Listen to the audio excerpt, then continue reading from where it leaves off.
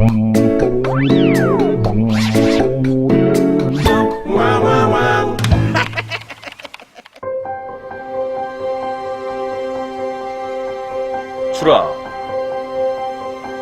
너희들이 허비한 그 1초가 전우를 죽음에 이르게 한다는 사실을 잊지 말기 바란다.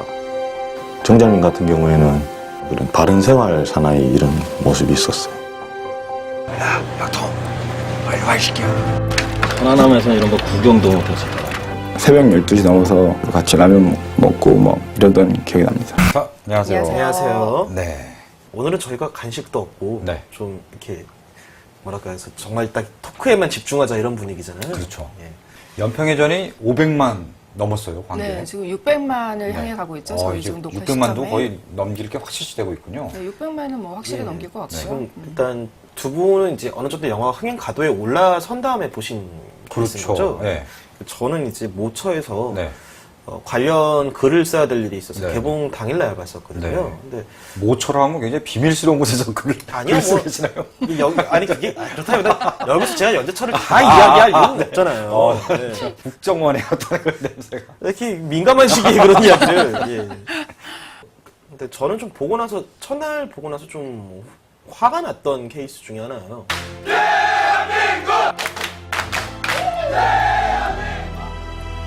여느 때처럼 전투 배치를 하고 있는데 그날따라 좀 이상한 느낌이 있었어요.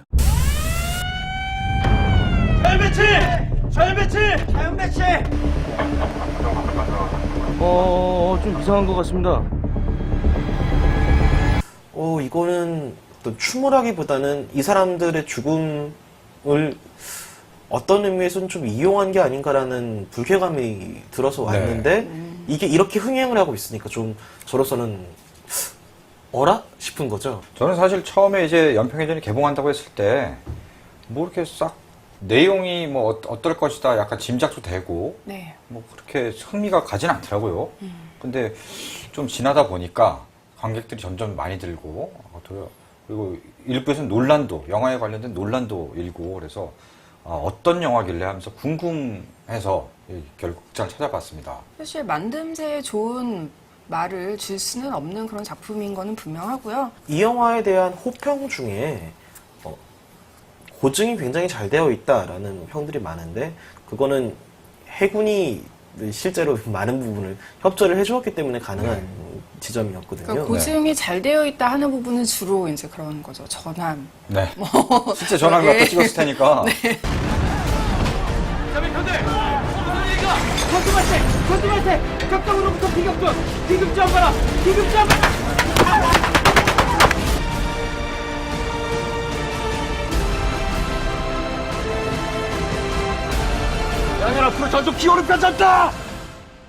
뭐 약간 이게 굉장히 좀 어떤 전사한 그런 분들의 어떤 얘기를 다룬 거라서 재미있다, 재미없다 이걸로 평가는 약간 그렇습니다만 어쨌든 영화적인 완성도만 놓고 봤을 그래도 때 상업 영화이기 때문에 네네. 충분히 얘기를 그렇죠. 할 수가 있는 뭐 거죠. 네. 재밌는 영화는 아니었어요. 사람들의 어떤 슬픔을 극대화시키기 위해서 앞에 사연들을 하나하나 이렇게 쌓아 나가는데 그게 그렇게 판에 박히게 어떻게 해요, 보면은. 이 영화는 앞부분에 굉장히 단편적인 것들을 모아놓은 그냥 이렇게 그러니까 구슬을 서말을 갖다 놓고 안 꿰는 듯한 느낌에 가까운 거예요. 전반부는 이 영화를 전반적으로 호평을 하는 분들도 전반부에 그런 어떤 편집이 굉장히 좀 뚝뚝 끊기고 그 앞뒤가 안 맞고 저 화면에 왜 저게 들어갔는지 이해가 안 되는 그런 부분들이 분명히 있어요. 박동현 상병에 관련된 서사들이 굉장히 양치인이 살아 계신 걸로 어머니도 청각장애를 앓고 계신 분이 아닌데 감독님 말씀으로는 이제 자식을 잃은 고통은 이루 말로 형언할 수 없는 고통이기 때문에 그걸 표현하기 위해서 양해를 구하고 그렇게 설정을 했다라고 이야기를 하시지만 그런 어려움 속에서도 비뚤어지지 않고 밝게 자라난 그 인물이다라는 걸 강조하기 위해 도입되었다라는 생각을 지울 수가 없거든요. 이 영화가 실제적으로 뭐 감독이 주장하는 의도와는 상관없이 정치적으로 굉장히 이용이 되고 있는데 감독은 그럴 때마다 일관되게 이제 내세우는 것이 나는 이 영화를 통해서 정치를 이야기하려 하는 것이 아니라 인간을 이야기하려고 했다. 근데 문제는 그 인간을 보여주기 위해서 영화가 과연 얼마나 노력을 했느냐 이거를 봐야 되는데 그 전입해 오자마자 이제 갈구기 시작하는 이제 병장 캐릭터가 하나 있는데 사실 이제 선박안의 유일한 의무병을 그렇게 갈굴 수 있느냐라거나 내지는 이제 보통 그런 이제 대형 이제 전함에서 근무를 하는 혹은 이제 초기함에서 근무를 하는 이 인물들은 그 어느 정도 타 부대 안에서 경력을 쌓고 의무병으로 올 땐 그렇게 상병장에 전입을 오는 경우들이 많다고 해요. 그래서 저렇게 갈구는 것이 과연 현실적인 구도냐. 의무병한테 잘못 보였다가요. 아파도 약도 제대로 못 얻어먹어요. 그러니까 감기 걸려서 이렇게 감기약 주세요. 설사약 주면 어떡할 거야. 뭐 물론 이제 물론 어디를 가나 제정신이 아닌 선임들이 다 있죠. 어디를 가나 이러한 악조건 속에서도 웃음을 잃지 않고 근무를 하려고 노력했으나 상하이간 그러니까 완전 무결한 희생자로 그려내기 위해 도입된 것이 아닌가. 이게 결국 살아있는 인간의 이야기로 생생하게 다가오지를 않는다는 거죠. 주인공이라 하더라도 그 안에 어떤 악의 요소도 있어서 번뇌하면서 이렇게 부딪히는 영화들이 보통 좋은 영화로 이어진 경우가 많은데 이 영화는 완전 뭐 3차원이 아니라 2차원 중에서도 정말 2차원 완전 납작해갖고 이 두께도 정말 얇기 그지없는. 윤영아 대위는 말하자면 국토수의 화신처럼만 그려져서 뭐 아버지에 대한 존경심 이 두 가지 정도를 제외하고 나면 사실 그래서 어떤 사람이었지? 라는 부분에서는 대답을 할 수가 없는 거예요. 그러니까 물론 뭐 영화가 그 실제로 그런 큰 비극에 희생당한 그런 우리의 전사들이었기 때문에 다루기가 굉장히 어려웠을 것이다라는 그러한 점을 감안하고서라도 너무 그렇다면 그 인물을 그렇게까지 그 순결한 영웅으로만 묘사하는 게 과연 그 영화가 한 인간의 죽음에 대해서 진정으로 추모하려는 그런 목적에 그것이 과연 도움이 되느냐. 이런 식의 터치가 사실 진영을 막론하고 이렇게 저지르기가 굉장히 쉬운 일이잖아요. 그렇죠. 이를테면은 과거 이렇게 특정 사건들로 인해서 누군가 죽었을 때 뭐 정말 티끌 하나 없이 순결한 우리의 뭐 형제, 누이가 뭐 이렇게. 근데 그런 식의 어떤 그 묘사들이 뒤집어서 이야기했을 때 굉장히 문제가 생기는 게 그렇다면 이 사람들이 평상시에 평범한 장사미사들이 그렇듯이 적당히 그 욕심도 있고 적당히 실수도 하고 뭐 그런 부분들이 공존하는 인물 그러니까 순결하지 않은 인물이었다고 했으면은 이 사람들의 죽음이 덜 안타까워도 되는 것이냐라는 질문이 되는 거거든요. 그렇죠. 예전에 변호인 영화를 다룰 때도 이 변호인의 일방적인 그 변호를 받는 그 임시완이라는 굉장히 여리여리한 꽃미남 아이돌이 연기하는 그 캐릭터가 정말 순진무구한 대학생 캐릭터로만 영화 속에 비춰졌는데 실제로 어떤 목적을 가지고 있는가에 대해서는 뭐 논란의 여지가 있는 거잖아요. 순수한 야학 그 선생이 아니라 뭐 정말로 뭐 막시즘에 대한 지향이 있었다거나 당시 이제 학생 운동의 큰 조류 중에 하나였던 이제 주사 계열이었다면은 저런 식으로 국가폭력의 대상이 되어도 할 말이 없는 것인가. 그렇죠. 항상 뭐 정의와 불의 이런 식으로 이분법적인 우리가 해석을 경계해야 되기 때문에 이 영화는 뭐 아군을 그리는 방식에서도 그렇고 또 똑같은 문제가 북한군을 그리는 방식에서도 이제 발견이 되죠. 그 최정환 배우가 연기한 그 북한 고위층이 굉장히 007 영화에 나오는 악당처럼 대사는 한 줄도 없습니다. 네. 그러니까 보통 007 영화나 할리우드 영화에서 북한을 표현하는 방식이 북한에서 잘은 모르지만 뭔가 굉장히 괴물이고 악마일 것이야. 좀 무조건 무찔러야 되는 그 정말 이 세상에서 없어질 놈들이야. 약간 냉전 시대에 괴뢰군 묘사하는 그렇죠. 방식을 21세기에 보고 있으니까 너무 당혹스러운 거예요. 사실상 이 영화에서 강조하고 있는 적이 북한이 아니기 때문에 이렇게 밸런스를 맞추기 위해 들어갔다라는 무의식적으로 그렇게 채택이 됐다는 생각을 지울 수가 없는 거예요. 영화 안에서 가리키고 있는 적도 그렇고 이 영화 이후로 실제적으로 이야기되고 있는 적도 그렇고 당시 국민의 정부 그러니까 그 김대중 행정부에 화살을 돌리고 있는 건 거죠. 뭐 감독의 의도랑 상관없이 사실은 500만 이상의 관객을 동원한 거는 그게 정말 실제적으로 안타까운 죽음이었기 때문에 그 그렇죠. 실화의 힘으로 관객을 울리는 것이지 그 영화에서 의도한 것처럼 그 계속해서 이제 은근히 그 화살을 돌리고 있는 그 적에 대한 어떤 분노라든지 그런 게 아닐 수도 있다라는 건데 이 영화에 이렇게 많은 관객들이 들고 거기서 눈물을 흘리고 한 거에 대해서 봐라 이 많은 사람들이 이 영화가 결국 가리키고 있는 어떤 지목하고 있는 그 책임 있는 뭐 정부에 대해서 정부에 대한 비난 같은 거에 동의하는 거 아니냐. 500만 명이 참전했다 이렇게 표현하고. 사실 변호인 때도 그랬어요. 변호인 때도 그것이 이제 노무현 대통령의 실화를 모티브로 한 작품이지만 그게 어쨌든 픽션으로 재구성이 됐고, 그리고 영화의 힘에 감동을 하거나 이런 사람들이 그거를 노무현 대통령의 어떤 영웅적인 세계 이걸로 반드시 이렇게 일치시키지는 않았거든요. 저희 가족들만 해도 영화를 보고 나서도 나중에 제가 그거 노무현 대통령 전 대통령의 실화를 모티브로 한 거예요. 그랬더니 깜짝 놀라더라고요. 실제로 그 어떤 영화 평론가가 이제 여기다 별 몇 개를 주고 뭐 네, 이동진 평론가죠. 예. 예. 그러니까 더 웃긴 건 그건 거예요. 그 밑에 달린 리플들은 정말 그 여기다 별을 이거밖에 안 주다니 사상이 의심스럽다. 애국심이 부족하다. 또 조선일보는 이 영화가 만들어지기 전부터 이 영화가 그 좌초되지 않고 완성물로 나올 때까지 굉장히 힘을 많이 썼어요, 보면. 그렇죠. 네. 실제로 뭐 그 시민들이 뭐 펀딩을 할 수 있도록 네. 뭐 격려하는 칼럼을 칼럼, 예, 네. 쓰기도 했고요. 그 칼럼 이후 뭐 영화가 결국 뭐 이제 펀딩이 돼서 영화 완성됐다고 해서 나중에 김학순 감독이 이제 조선일보 방상훈 회장을 찾아가서 감사 인사를 하는. 비평가들이 뭐 영화 비평을 많이 하지 않자 카드뉴스로 변호인은 그렇게 많이들 보고 비평을 했으면서 이 영화는 왜 비평을 안 하느냐, 많은 관객들이 들었기 때문에 이 관객들이 뭐 이만큼 많이 든 영화를 무시하는 것이냐라는 식의 이야기들도 있는데, 저는 그 이야기는 D1 논쟁 때 끝냈어야 됐다고 봐요. 졸업을 했었어야 됐다고 보는 거예요. 그러니까 관객이 많이 든 영화가 좋은 영화라고 이야기를 할 수도 없고, 그러니까 그렇다면 목적이 좋기 때문에 이 영화를 비난해서는 안 된다라고 이야기를 하는 거는, 그것도 26년 때 졸업을 그렇죠. 했었어야죠. 26년 때도 했었죠. 목적이 어쨌든 간에 영화가 안 좋게 나온 거면 안 좋은 거니까. 재밌는 게 국제시장에서 최근 허지웅 평론가가 굉장히 센 말로 비판을 했다가 엄청 욕을 먹었잖아요. 네. 근데 그때도 사실, 허지웅 예. 씨가 욕을 26년 먹었었죠. 때문에 욕 먹었죠. 그러니까 26년. 26년을 보고 나서 이분이 트위터에다 굉장히 어떻게 이 소재를 이런 식으로 착취할 수 있느냐라고 네네. 정말 막 화가 나서 쓰셨는데, 네. 심지어 다른 사람도 안 해요. 영화 제작에 참여했던 분이 그 입 다물라라는 식으로.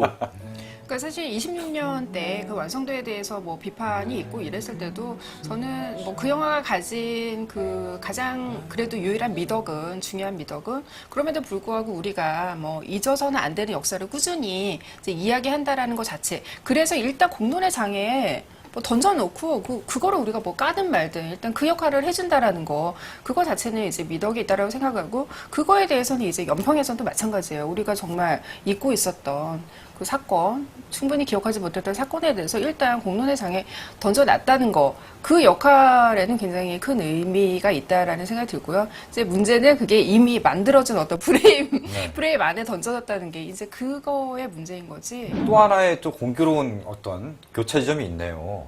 26년에도 진구가 나오고요. 그렇죠. 연평해전에도 진구가 나와요. 네. 진구는 연기를 정말 잘하더라고요. 그게 제일 안타까운 거예요. 그러니까 저렇게 좋은 배우들이 단면적으로만 그려진 네. 인물들을 연기를 한다라는 게 네. 이 영화의 어떤 정치적인 의도에 대해서 오해를 받지 않기 위해서 이 영화의 지금 배급사가 뉴잖아요. 네. 근데 뉴가 이제 변호인을 배급해서 어. 유명해진 그런 그렇죠. 배급사인데, 실제로 그 변호인을 프로듀싱을 했었던 프로듀서분이 이제 이 영화까지 프로듀서를 맡았다고 해요. 그러니까 그거를 이제 뉴가 배급을 하면서 이 영화 자체를 어떻게 그런 변호인 때처럼 그런 정치적인 어떤 논쟁으로 가지 않았으면 하는 바람에서 그렇게 한 건데, 뭐 정치적인 열심히. 논쟁으로 이제 비화되지 않기를 바란다라고 했었을 때 개봉 일자를 조정하는 게 저는 좀 이상하다는 생각이 들었었거든요. 그러니까 메르스 사태 때문에 이제 그 개봉 날짜를 뭐 몇 주 옮긴다, 뒤로 미룬다라고 했는데, 그래서 뒤로 미룬 게 한국전쟁 발발일로 미루고, 네. 또 소수 의견과 이제 하루 차이를 두고 개봉을 하는 결과가 돼 버렸잖아요.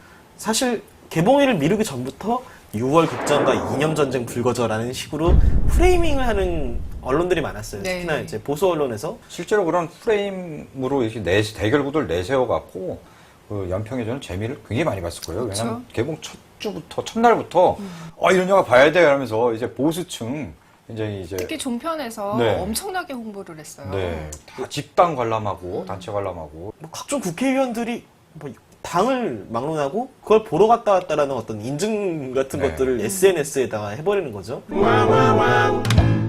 사실 이 영화는 현실에서 모티브를 얻어서 픽션을 가미한 그런 영화들과는 좀 달라요. 왜냐하면 진짜 다 실존 인물의 이름을 그대로 쓰고 그리고 모든 명칭을 다 고유명사를 다 그대로 쓰잖아요. 그리고 심지어는 영화 그 연결식 장면은 실제 그때 그 화면을 갖다 쓰면서 거의 뭐 이건 다큐멘터리와 다름없는 영화라고 어떤 그 선언하는 듯한 예. 느낌까지 주는데 제일 그 화가 났었던 부분이 뭐냐면 그 뭐 정치적인 해석 이전에 비극을 다루는 방식이 너무나 선정적이고 상업적이라고까지 말할 수 있을 정도로 굉장히 선정적인 방식으로 다룬다라는 거예요. 아까 그 이 영화의 결말 부분에 이제 그 모든 비극이 이제 그 전투가 벌어지고 난 다음에 그 연결식 장면은 실제 그 당시 보도 화면을 다큐멘터리처럼 삽입을 하는데 그때 당시에 이제 유가족들 그 오열하는 유가족들의 모습을 굉장히 그 선정적으로 주민을 해서 찍는 그 언론의 카메라들 그 유가족들의 슬픔을 우리가 착취하는 그런 방식 이런 것들이 저는 사실 이 영화가 그 비극을 다루는 태도를 정확하게 압축하는 장면이라는 생각이 들어요. 그러니까 정말 그 앞부분에서도 그 자기적인 에피소드를 파편적으로 다룬 거는 오로지 그 클라이막스에 이 순결한 인물들이 얼마나 비극적으로 처참하게 죽었는가 그 순간만을 위해서 만들어진 그런 에피소드고 그 실제로 영화가 이제 보여지고자 하는 모든 화력이 그 클라이막스의 그 전투 장면에 총 동원이 돼 그렇죠. 있는데 네. 정말 거기에서 그 죽음을 다루는 방식은 이 꽃같은 육체가 얼마나 처참하게 파괴되는가, 망가지는가, 이거를 정말 너무나 저렇게까지 그 실존 인물의 죽음을 저렇게까지 묘사해도 되는 것인가 싶을 정도로 너무나 처참하게 묘사하는 데만 집중을 하고 있거든요. 이 영화의 의도에 대해서 꾸준히 이제 최근 나온 영화들이 좀 그렇죠. 뭐 영화의 의도에 대해서 꾸준히 감독이 영화를 통해서가 아니라 인터뷰를 통해서 설명을 해야 되는 상황이 이거는 국제시장 때도 그랬던 거고 감독의 의도가 읽히지가 않는다라는 것, 감독이 말한 의도와는 전혀 다른 의도로 보인다라는 것. 그러니까 감독의 의도를 의심하진 않으나 결과적으로 나온 결과물이 그 의도와 하나도 부합해 보이지 않는데라는 지점은 굉장히 우리가 생각해 볼 부분이 있는 거죠. 심지어 그 당시 이제 그 전투로 인해서 목숨을 잃었던 사람들 중에 어떤 3명의 이야기는 굉장히 전진 배치가 되어 있는데 네. 나머지 3명에 대한 이야기는 감독이 뭐 영화적인 장치를 위해서 만들어낸 가상의 인물들보다도 비중이 적단 말이죠. 네. 그렇다면은 그래서 이 영화가 들여다보고 싶은 인간의 삶이라는 것은 숭고한 희생이라는 것은 누구의 숭고한 희생인가? 영화화하기 좋은 인간의 숭고한 희생인가? 라는 생각이 들 수밖에 없는 건 거죠. 정말 우리가 어떤 그 비극, 아직도 규명되지 않는 진실이 은폐되어 있는 한 비극적인 역사적 진실, 그러니까 그 사건을 우리가 할 때 항상 그 실화를 모티브로 한 작품일 경우 우리가 늘 얘기를 하잖아요. 어떤 그 감성적인 접근보다는 좀 이성적으로 객관적인 거리를 놓고 좀 감독부터가 약간 덤덤한 자세를 유지를 해야 보는 사람들이 어떤 전체적인 맥락을 볼 수가 있는 거잖아요. 그래야 그 안에 정확하게 인간을 볼 수가 있는 건데 여기서는 먼저 인물을 줌으로 당겨서 클로즈업을 해서 먼저 들이밀기 때문에 감정이입을 먼저 그러니까 감독이 이제 몰입을 강요한다라는 느낌을 받게 되는 거예요. 그래서 영화를 봐도 과연 연평해전의 진실이 무엇인지는 전혀 그려지지가 않고 정말 선열낭자한 그 파괴되는 청춘들의 그 안타까운 죽음 그런 이미지 그런 이미지로만 남는 게 이 영화의 가장 큰 문제가 아닌가 싶습니다. 이러면 이럴수록 사실 그날 그래서 이제 그 비극이 일어나기까지의 어떤 그 원인들은 무엇이었는지 어떤 점들이 진짜 문제였는지 좀 더 궁금해지는 부분들도 있어요. 네, 맞습니다. 그래서 진실이 뭔지 한번 이따 알아보는, 뭐 이걸로 진실을 다 알 수 있을지 모르겠지만 노력을 해야 되지 않을까라는 생각에서 오늘 또 잉여사롱의 전문가를 좀 모시기로 했습니다. 지금부터는 이제 그 정욱식 평화네트워크 대표를 모시고 우리가 이제 영화에서 본 연평해전과 실제 연평해전과는 어떻게 같고 어떻게 다른가 우리 잉사족 분들도 어르신 분들이 많이 계실 것 같아서 잉사족은 잉여살롱 그렇죠. 잉여사롱 잉사족이라고 하시네요. 잉여사롱을 열심히 이런 찾아보고 맛으로 걱정입니다. 그쪽 세계에서는 이런 약어를 별로 안 쓰나 보죠? 평화네트워크 이런 평화 안보 저희는 쪽에서는. 뭐 가능한 평화적인 용어를 선호하기 때문에 인사족도 무척 평화로운 저희도 평화를 지향하는 싸가 그런 방송이기 들어간다고 뭐 때문에 싸움하고 이런 건 아닙니다. 네. 안녕하세요, 임사정 여러분. 예, 저는 평화네트워크라는 단체에서 일을 하고 있는 정옥식이고요. 옆에 앉아있는 서정민 기자하고는 또 친구 사이입니다. 서정민 기자가 또 진행한다 해서 어떻게 진행하는지 또 좀 관심도 있고 해서 오늘 이 자리에 나오게 됐습니다. 반갑습니다. 이 정우식 대표는 한결같습니다. 고등학교 때 얼굴 그 영화 보셨죠? 당연히. 네, 한 열흘 전쯤에 봤습니다. 꼭 봐야 될 것 같아서 며칠로 제가 뭐 이렇게 영화를 즐겨보는 편이 아닙니다만 오랜만에 개봉관에 가서 영화를 한 편 봤습니다. 처음에 영화 시작하기 전에 시작된 NLL을 언급하는 부분에 자막이 나오는데 그렇죠. 그 부분도 그게 만든 건가요, 그게? 한국전쟁 당시에 유엔군이 그 북쪽에 있는 섬들도 다 점령을 했지만 정전협정을 체결하는 과정에서 그 섬들을 북한한테 넘겨주고 그 대신 북한이 북방한계설 NLL을 받아들였다. 이런 식으로 이제 자막이 처리되고 있습니다만 이 시작부터 진실과는 좀 거리가 먼 내용이 도입이 돼서 어떤 부분이 구체적으로? 그러니까 이제 이거는 이제 그 뭐 국내에 있는 일부 언론이나 또 이제 군 당국에서 북한이 NLL을 이제 1953년도 8월 30일 날 마크 클라크 유엔 군 사령관이 선포를 했고 북한도 그걸 인정했다 이렇게 얘기를 하고 있습니다만 그런 주장을 뒷받침할 만한 어떠한 그 증거도 없는 상황이고요. 이 선을 그은 당사자인 미국 측 그 비밀 문서가 NLL 관련된 비밀 문서가 몇 년 전에 대거 해제가 됐습니다. 네. NLL은 일방적으로 통보나 선언을 한 것이 아니고 그 유엔군이라든지 남한군이 혹은 남한 어선이 이 선을 넘지 말라라고 하는 일종의 작전 통제선의 개념으로 그어진 것이고 그에 따라서 북한이 NLL을 인정한 것은 고사하고 통보받지도 못했다. NLL에 대해서 단 한마디 설명도 듣지 못했다. 이런 내용들을 기술을 하고 있는 것이죠. 그러면 네. 이제 우리가 일반적으로 생각해서 육지에는 네. 휴전선이 있잖아요. 그렇죠. 휴전선이 있고 이제 DMZ가 있고 예, 예. 군사분계선. 네. 이거는 둘 다 확고하게 인정하는 네, 북과 네. 남이 네. 남과 북이 다 인정하고 있는 그 선인데 네. 해상에는 딱히 둘 다 인정하는 선이 없고 네. NLL은 그냥 우리가 어선이든 뭐 우리 저 군용 배든 네. 저기 넘어가면 안 된다라고 우리가 자의적으로 정한 네. 북쪽에서는 그걸 뭐 인정하기는커녕 거기에 대해서 통보받은 적도 없다는 얘기인가요? 네. 그게 그렇죠. 처음부터 이제 남과 북의 입장 차이가 있을 수밖에 없는 거군요. 그러니까 1970년대 초반 들어서 이 NLL 인근 지역에서 막 문제가 생깁니다. 북한의 어선뿐만 아니라 경비정들도 많이 내려오고 그 과정에서 이제 우발적인 충돌의 우려가 커지고 있는 이런 어떤 상황이어서 미국이 이제 별로 관심이 없다가 70년대 초반에 이걸 집중적으로 정부 차원에서 분석을 하고 그 내용을 박정희 정부에게 전달을 하게 됩니다. 핵심적인 내용은 방금 전에 말씀드렸던 그런 내용이 있는 것이고 그래서 이것은 북한이 NLL을 넘어와도 정전협정 위반이 아니다.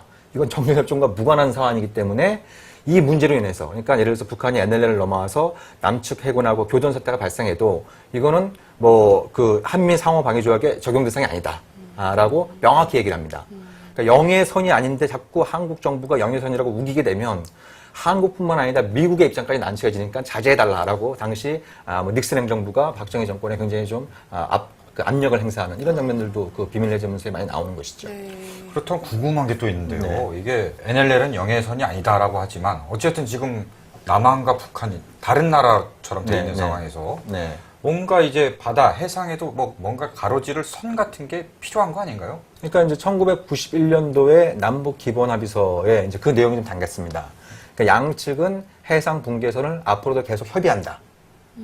그러나 그 협의가 완료될까지는 지금까지 관할해온 지역을 존중한다.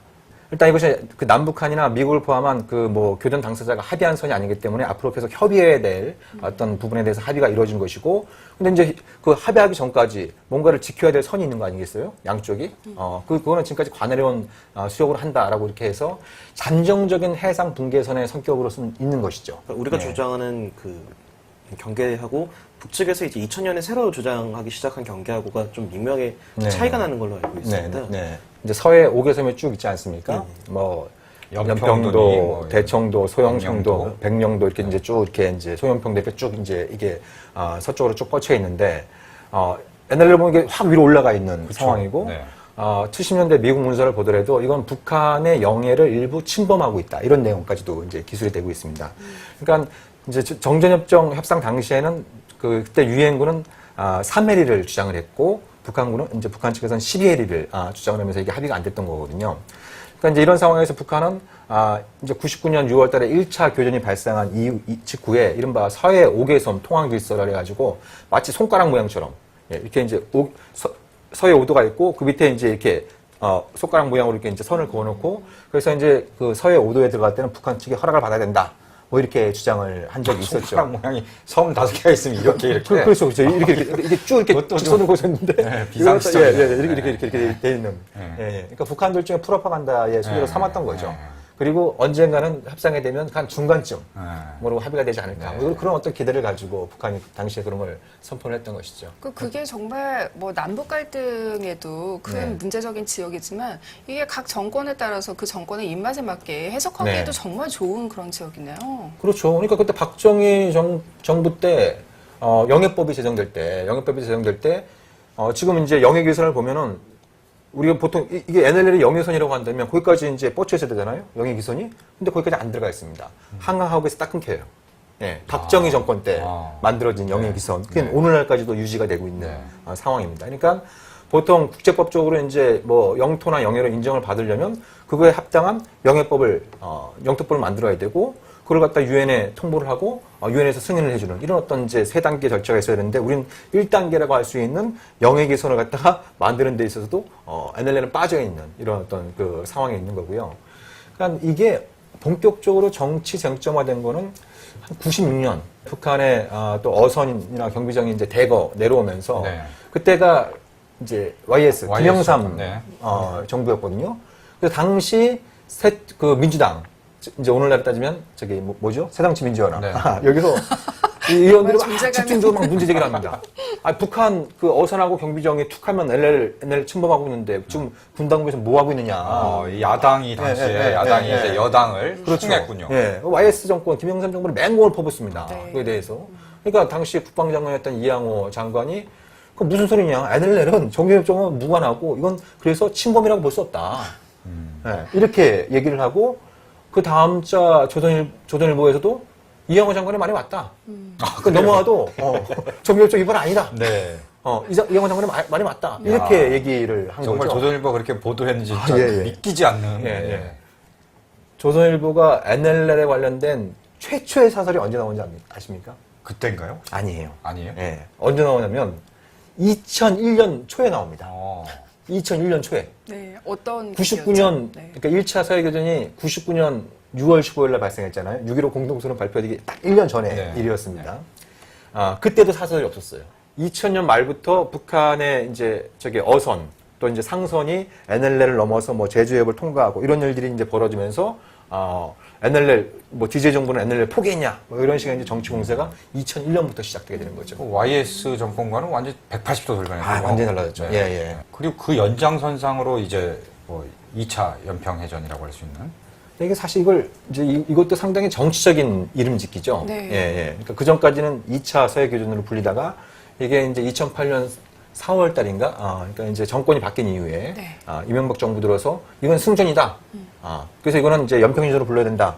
근데 이미 99년에 1차 연평해전이 있으니까 이걸 제2의 연평해전으로 이렇게 부르고 있습니다만 그러나 이것이 지금 13년이 지나도록 가장 기본적인 어떤 그 진실에 제가 보기에는 그 문턱에도 아직 가지 못하고 있다. 그 참수리호, 그 357호가 그 북한 경비정에 이제 근접 기동을 하게 되는데 왜 6노트면은 시속 한 10km 정도밖에 안 되거든요. 보통 달리는 속도도 안 되는 거죠.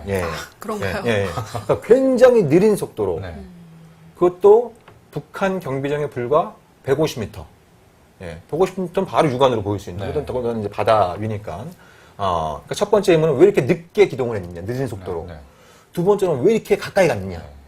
그리고 세 번째는 그렇다고 한다면 그럼 북한 경비정이 막 내려오고 있고 도발 징후가 보인다고 한다면 전투 대응을 갖춰야 되는 거 아니겠어요? 그렇죠. 일체에 그런 게 없었습니다. 예를 들면 초계함이 무려 그 참수리호하고 13km나 떨어져 있었어요. 13km. 큰 배가 굉장히 멀리 있고. 그러니까 고속정이 북한 경비정에 이제 근처에 갈 경우에 북한 경비정이 도발을 또 이제 공격을 해오지 못하게 하려면 내 뒤에는 초계함이 있다. 그렇죠. 그 쏴버리면 바로 초계함에서 격파사에 들어가면 이거는 뭐 북한 경비정은 완파당할 수밖에 없으니까 이런 어떤 전투 대응을 갖췄어야 되는데 그것도 없었던 거예요. 영화에서는 심지어 이런 팩트 자체도 그냥 네. 언급하지 관심이 않고 없죠. 네. 네. 그냥 뭐 저 교전 수칙과 네. 뭐 어떤 상부에서 내려온 듯한 어떤 네. 지시 네. 때문에 네. 그렇게 가까이 다가가서 네. 당한 걸로만 이렇게 묘사가 되잖아요. 네. 네. 그래서 일종의 그 잘못을 네. 지시를 내린 그 윗선과 그다음에 교전 수칙 때문이다. 네. 네. 그렇게 이제 돌리는 고 있는데 네. 이것이 왜 그랬는지에 대한 어떤 진실 규명이 필요한 어떤 팩트들. 방금 전에 말씀드린 것처럼 6노트라고 하는 굉장히 느린 속도로, 그것도 150m라고 하는 아주 가까운 거리로, 그것도 전투 대응도 갖추지 않고 왜 그런 작전이 벌어졌느냐. 이거에 대해서는 이제 일체 이제 언급이 없는 이런 부분들은 좀 다소 좀 실망스럽습니다. 사극 같은 거를 다룰 때 역사적인 사건을 이제 극화를 할 때 아무리 그게 이제 상업적인 작품이라고 해도 그래도 최소한 고증에 얼마나 충실했느냐 이거에 대해서는 항상 전제 조건으로 놓거든요. 왜냐하면 실제적인 역사를 다루고 있으니까 명량만 해도 뭐 실제 당시에 뭐 그렇게 해전이 됐느냐 이런 뭐 역사적인 고증 네. 이런 네. 거에 대해서 굉장히 마케팅부터 거기에 포인트를 뒀는데 정말 중요한 그것도 우리와 가장 근접한 현대사에 묻혀져 있는 그 소재를 발굴해내는데 왜 그렇게 진실의 팩트에 별로 관심이 없을까? 이거 자체가 좀 너무 궁금하더라고요. 영화 안에서는 이렇게 그 기록으로 지금 공개되어 있지 않은 그런 의문점들을 묘사를 하는 대신에 그 모든 그 사태의 비극은 사실상 그 교전 수칙 때문이었다라는 식으로 묘사가 돼버리면서 오히려 어떤 그거에 대해서 의문을 제기하는 것 자체가 지금 그 나라를 지키기 위해 죽어간 소중한 장병들의 목숨 어떤 희생을 욕되게 하는 것이냐라는 식으로 그러니까 질문 자체를 막아버리는 효과가 생기는 거죠. 그러니까 교전 어떤 사태와 관련된 세 가지 의문은 영화가 나온 다음에 밝혀진 것이 아니라 이미 한 2, 3년 전부터 계속 얘기가 됐고 이건 그 관련자들의 진술에 의해서 확인이 된 내용들이거든요. 네. 예, 그러니까 감독이나 작가가 충분히 이런 내용들은 접할 수 있었던 것이고 왜 그런지 모르겠습니다만 가장 중요한 이 팩트들을 누락시킨 상태에서 영화가 전개됐다고 하는 데선 대단히 좀 안타까운 그런 생각이 드는 거죠. 영화를 보면서 하나 궁금했던 게요. 네. 사실 뭐 다들 질문하잖아요. 아니 그럼 북한은 왜 그랬대? 네. 사실 우리가 알 수는 없죠. 사실 우리도 모르고. 그러니까, 일단 영화 속에서는 그 공격을 주도한 그 북한군 그 네. 지휘관으로 나오는 사람이 684호, 예. 네, 684호 정장이죠. 예. 네, 그 정장이 실제로 뭐 어부로 네, 가장을 위장해서, 해서 예, 네. 먼저 그러니까 잠입을 네. 시도한 걸로 묘사가 네. 되잖아요. 그거는 팩트인가요? 북한의 어떤 계획적인 도발이다라고 할 때 그 북한의 주체를 뭘로 볼 것이냐. 이게 당시 김정일 국방위원장을 포함한 최고급의 어떤 그 수준에서 결정된 계획적인 도발이었느냐. 아니면 그 이제 8전대라고 하는 그러니까 이제 당시 북한 경비정의 상급 부대, 그러니까 현장 부대 차원의 계획적인 도발이었냐. 뭐 이런 부분들은 좀 구분해서 볼 필요가 있을 텐데요. 근데 당시 그 한미 연합사, 특히 이제 미국 측의 정보로는 북한의 계획적인 도발, 의도적인 도발로 보기 어렵다. 그러니까 국가적 차원의 도발로 보기는 어렵다. 그리고 바로 교전 그 다음 날 청와대에서 항의 전문을 보내니까 북쪽에서도 이제 그에 대한 답신을 보내왔습니다만 이거는 이제 그 현장에서 지들 멋대로 한 거다. 그래서 이제 이들에 대해서는 책임자들을 이제 문책할 것이고 이 사태에 대해서는 사과를 하겠다. 이런 어떤 입장도 이제 밝힌 부분들이 있고 그리고 그 주변에 그러니까 국가급의 계획적인 도발이었다고 한다면 단순히 경비정을 내려보는 것이 아니라 그 이제 지상에 있는 해안포라든지 뭐 또 실컷 미사일이라든지 이러니까 북한이 도발했을 경우에 남측의 그 보복에 의한 어떤 피해를 최소화하고 그에 대한 군사적 대응을 좀 갖췄어야 될 텐데 이런 것들이 일체 없었습니다. 이런 것들이 일체 없었다라고 하는 이런 부분들. 그래서 그런 부분들을 볼 때는 이제 국가급의 계획적 도발로 보기는 어렵다라는 게 이제 저의 생각이고 또 뭐 당시 이제 그 한미 양국 정부의 이제 판단이었고 그런 판단이 있었기 때문에 김대중 대통령이 이제 일본에 단지 월드컵 참관을 위해서뿐만 아니라 한일 정상회담이 이제 예정되어 있었기 때문에 그런 국가 행사를 취소할 수 없었던 이런 그 사정으로 설명이 되고 있는 것이고요. 만약에 이제 감독이 뭐 그런 세부적인 어떤 진실이라든지 뭐 작전과 관련된 내용보다는 그냥 뭐 인간들의 어떤 휴머니즘적인 어떤 비극, 그 전쟁의 비참함 자체에 포커스를 맞추려고 했다면은 물론 그렇게 맞추려고 하는 그렇게 의도가 인터뷰를 하고 있더라고요. 라이언 일병 같은 라이언 일병 부하기 같은 영화를 만들고 싶었다. 그러려면은 끝까지 그거 자체만 그냥 쭉 그렇죠. 다룰 것이지 네. 거기에 뭐 좀 애매모호하게 교전 수칙과 뭐 김대중 대통령이 나중에 뭐 이런 사고가 네, 금강산 사망했는데도 관광은 그냥 계속됐고. 일본으로 갔고 뭔가 이 어떤 비난의 화살 여기에 책임은 여기에 있다라고 하면서 손가락질 하면서 영화를 마무리 지었단 말이죠. 나가고 물론 있다는 책임 얘기죠. 추궁도 굉장히 중요하죠. 네. 근데 이제 문제는 그 책임이라는 게 어떠한 팩트, 진실이 뭐 어디까지가 진실인가 이것이 충분히 밝혀진 다음에 정확하게 책임을 추궁을 해야 후대에 뭐 그런 뭐 다시는 되풀이되지 않는 선례로 삼을 우리가 선례로 남길 수가 있는데 문제는 그 책임이 굉장히 추궁하는 게 편향되어 있고 추상적이라는 게 그게 문제라는 거죠. 네. 그 당시 DJ 김대중 정부가 저는 잘했다고 보지는 않습니다. 1차 사회개전 때 그걸 사회개전을 저는 정치적으로 좀 활용한 측면이 있다. 왜냐면 김대중 정부는 그 군에 대한 컴플렉스도 굉장히 강하고 레드 컴플렉스 끊임없이 이제 좀 이렇게 그 용공 시비를 받아왔고 그런 정권이 그 햇볕 정책이라고 하는 전형적인 대북 정책을 추진하다 보니까 어떤 그 보수층 특히 이제 군의 반발을 좀 무마시켜야 되는 이런 측면들이 있었기 때문에 굉장히 과도하게 이제 1차 연평해전의 승전의 의미를 부각시키고 560명이라는 그러니까 이제 당시에 경기에 잘 썼다 그래서 해병대 부대한테도 표창하고 주변에 그냥 이렇게 있는 사람들까지 다 포상 지고 저희 그 함대 사령부에 당직 근무 잘 썼다 그래도 그 당직 근무 쓴 그 장교는 원래 자기 순번도 아닌데 친구 부탁으로 이렇게 바꿨다가 그것도 상부에 보고하지 않고 이거 문책감이거든요 사실상. 네. 그러니까 다 준 거예요 다. 다 준 이런 상황이다 보니까 그러니까 북에서 받아들이긴 어떻게 받아들이겠습니까? 안 그래도 이 패전에 의해서 100명 가까운 이렇게 사상자가 발생한 데다가 남쪽에서 막 그 포상 잔치를 벌이고 있는 이런 그 상황이었는데 저는 그때 그래서 제가 그 평화네트워크라는 단체도 이제 그 즈음 시작했거든요. 저희가 99년 9월 달에 창립을 했는데 그래서 첫 캠페인으로 걸렸던 게 승전가를 뱃노래로 이런 어떤 그 슬로건이었습니다. 남쪽에서 더 이상 승전가 부르지 말고 이 교전 사태라고 하는 것이 이제 꽃게자비철과 밀접하게 관계되어 있으니까 공동어로로 이 사회를 갖다 공동어로로 만들어서 같이 뱃노래를 부르는 그런 방향으로 김대중 정부가 대북 정책을 바꿔야 된다. 이렇게 이제 주장을 한 적이 있었죠. 앞으로 또 이런 일이 벌어지지 않기 위해서 아까 그 NLL 이라든가 그 수역에 대해서 어떻게 관리를 할 것인가도 굉장히 중요하잖아요. 그러니까 이 NLL 문제가 시간이 가면 갈수록 이것이 일종의 이제 좀 뭐랄까요? 그 좀 어려운 표현을 써도 되는지 모르겠습니다만 그 디커플링, 그러니까 탈동조화 현상이 벌어지는 것 같아요. 그러니까 정치와 진실이 따로 노는, 정치와 진실이 따로 노는. 그래서 이걸 굉장히 이제 NLL 문제가 정치화되면서 진실에 밑박한 문제 해결이 갈수록 어려워지는. 그러니까 일종의 정서적인 영토선이 되어버렸잖아요. 그래서 그걸 갖다가 고 노무현 대통령은 괴물이라고 표현을 했고, 일본의 유명한 안보평론가는 마물, 그러니까 이제 악마의 물건처럼 합리적으로 이렇게 풀어야 된다라고 얘기하는 것 자체가 사회적으로 금기시되는, 또 굉장히 좀 이제 비난과 공격을 또 감수해야 되는 이런 어떤 문제가 돼버렸는데, 저는 문제 해결의 출발점은 불편하더라도 NLL의 진실을 인정하는 데서 시작할 수 있다. 이건 어찌되었든, 미국도 이제 인정한 것처럼, 미군에서 일방적으로 선포한 것이고, 그럼 북한은 인정고사하고 통보조차 받지 못한 이런 미합의된 선이다라고 하는 진실을 인정한 토대에서 문제를 찾아야 된다. 그걸 위해서는 이미 2007년 그 2차 남북정상회담 그 14선언에 서해평양역 특별지대 창설이라는 내용이 들어가 있지 않습니까? 남북 기본합의서에서 합의된 내용, 그리고 14선언에서 담긴 내용, 이런 부분들을 갖다가 잘 검토해서 현실 가능한 이런 해법을 만들어낸다면 적어도 해법을 만드는 건 불가능하지 않다.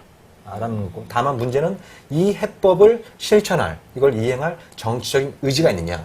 이런 정치적인 의지를 갖고 있는 세력이 그 일을 추진할 수 있도록 국민적인 공감대, 여론의 지지가 될 수 있느냐. 언론 환경이 이렇게 될 수 있느냐. 이런 어떤 좀 문제가 복합적으로 맞물려 있는 사안인 거죠. 오늘 나와주셔서 감사드리고. 여기 불러주셔서 감사드립니다. 또 이제 정치 대표는 김종대 디펜스 21 편집장과 함께 또 팟캐스트도 하고 계시잖아요. 네, 진짜 안보라고. 네, 진짜 안보라고. 열심히 듣겠습니다. 예. 열심히 들을 테니까. 네. 진짜 안보를 듣는 분들도 우리 잉여사롱 열심히 좀 듣도록 이렇게 홍보도 좀 해주시고. 이게 진짜 안보하고 잉여살롱의 비교가 되는지 모르겠습니다. 둘 다 이게 좋은. 제가 갑질하는 건 아니고요. 오늘 나오니까. 저희도 같이 평화를 추구하는 프로그램이. 그렇죠. 우리 싸우지 말고 평화롭게 같이 갑시다. 굉장히 패권주의적인 발언을. 이번 주 주제 연평해전에 맞춰서 한겨레 출판에서 김보통 작가의 DP를 한 번 더 보내왔습니다. 군대 탈영병을 체포하는 헌병대 조직을 DP라고 하는데요. 매달 한 한 60여 명 정도의 탈영병이 발생한다고 하죠. 탈영병도 평범한 사람이다. 그것을 강조하고 싶다. 그 사람이 참을성이 없어서 조직생활에 적응하지 못해서라고 생각하는 경우가 많은데 탈영을 할 수밖에 없는 상황은 아니었을까. 좀 우리가 질문을 던질 수 있게 된다면 좋겠다라고 이야기는 했습니다. 제작진이 그 강풀 무빙편을 얼마나 보나 이제 궁금해서 이제 SNS를 검색하고 조사를 하는 과정 중에 인사 쪽 한 분이 김보통 작가님께 잉여사롱 경품으로 DP가 소개된 장면을 캡처해서 보내주셨다고 해요. 김보통 작가님께서 네. 우픈 눈물을 흘리고 계셨다는데요. 왜요? 이게 책이 이렇게 경품으로 줄 수 없을 만큼 더 잘 팔려야 되는 그 상황이 예, 많이 좋은 리플 달아주시고 네. 당첨이 안 되시더라도 네. 이렇게 서점에서 이렇게 사보시면 좋을 네. 것 같습니다. 평소와는 다르게 어떻게 잉여 사롱이 아니라 잉여 포럼 같은 그런 분위기로 안보 강의. 네, 안보 강의. 네. 아직도 해소 안 된 부분은 네. 이제 우리가 또 마침 이렇게 또 500만이 넘는 관객이 본 참에 공론화의 장으로 올라온 참에 네. 좀 더 이제 어떠한 프레임이나 편견 없이 다시 이야기를 해봐야 되지 않겠는가라는 생각. 일단 뭐 전쟁 이런 그거 굉장히 참혹하잖아요. 솔직히 그 얼마나 당황스럽겠습니까? 저도 이제 군대를 제가 뭐 해병대 나왔다 해도 제가 만약에 그런 뭐 교전 상황에 처해진다. 그럼 저 정말 겁나고 정말 뭐 최악의 상황 생각하기도 싫을 정도의 그런 상황이 될 거거든요. 해병이셨군요. 네. 저도 아니 이 얘기를 하고 싶지 세상에 않았는데 잊고 있다가 새삼스럽게. 이 얘기를 하고 네. 싶지 않았는데 조성욱 씨가 자꾸 그 얘기를 하라고 해병대로서 이 영화에 대해서 어떻게 생각하냐라고 얘기해서 뭐 해병대라고 뭐 다르겠어요 진짜 저 상황은 절대 저런 데서는 저런 상황에 처하면 안 된다라는 생각만 더 나죠. 이렇게 엔딩곡을 고르는 마음이 네. 또 이제 신중하셨을 것 같은데. 네. 그래서 제가 아까 반전, 평화 이런 걸 강조하기 위해서 엔딩곡을 제가 굉장히 좋아하는 반전 노래를 골라왔습니다. 근데 그 전에 잉여사롱에서 한번 엔딩곡을 고른 곡이더라고요, 이거 전에. 예. 그런가요? 제가 좀 짐작이 가는데요. 예. 그 저기 혹시 크리스마스 시즌에 많이 아, 나오는 맞습니다. 노래 아닌가요? 네네네. 예. 그때 아마 크리스마스 때 저희가 엔딩곡을 했었나요, 네. 그때? 네. 근데 이제 크리스마스 시즌이 아니더라도 우리 한여름의 크리스마스라고 생각하고 이 곡을 꼭 들어봤으면 좋겠습니다. 존 레논의 해피 엑스마스 그리고 바로 열고 War is Over라는 부제가 붙은 노래인데요. 이 곡이 엔딩곡으로 나온 적이 있어요? 네. 있어요, 예전에. 나 왜 전혀 기억이 안 나지? 엔딩곡 코너에 별로 신경 안 쓰셨군요. 나 없을 때 나왔나? 나 출연 안 했을 때? 이 노래 이렇습니다. 이제 1969년 12월에 뭐 뉴욕, 로스앤젤레스, 토론토, 로마, 베를린, 파리 같은 주요 대도시에 심장부에 굉장히 큰 광고판이 생겼어요. 거기에 이제 War is over. If you want it. Happy Christmas from John and Yoko 이렇게 되어 있습니다. 당시 이제 베트남전이 한창일 때 전쟁이 계속 참혹한 전쟁이 계속되고 있을 때 당신이 전쟁이 끝나길 바란다면 전쟁은 끝날 수 있다. 라고 해서 당신들의 의지가 중요하다라고 하는 걸 강조하기 위한 그런 광고를 냈고요. 그 이후에 이 노래를 발표했습니다. 1971년, 2년 뒤죠. 그래서 존 레논과 오늘 이 노래를 발표했고, 말 그대로 뭐 크리스마스라는 것 메시지도 있지만 무엇보다도 반전.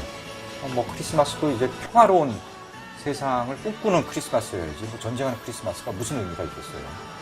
네. 불만 없죠. 다시 한번 골라도 왜 반복하느냐, 뭐 레퍼토리에 떨어졌느냐. 네. 아니 뭐 이거는 그 자질에 상관없이 네. 그냥 음악이 네. 좋으니까 네.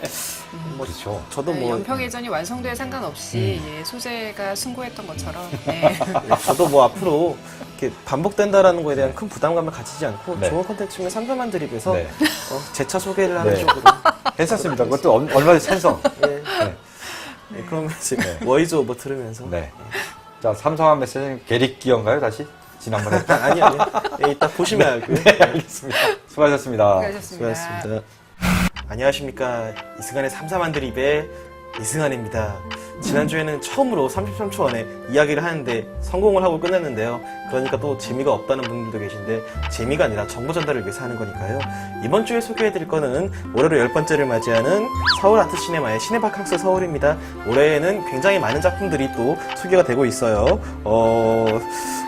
협녀라거나 에일리언 감독판이라거나 굉장히 많은 작품들 블레이드 러너 파이널 컷 아니야 31초에 땡을 하는 게 어딨어 33초를 해야지 2초 넣어줘, 2초. 빨리.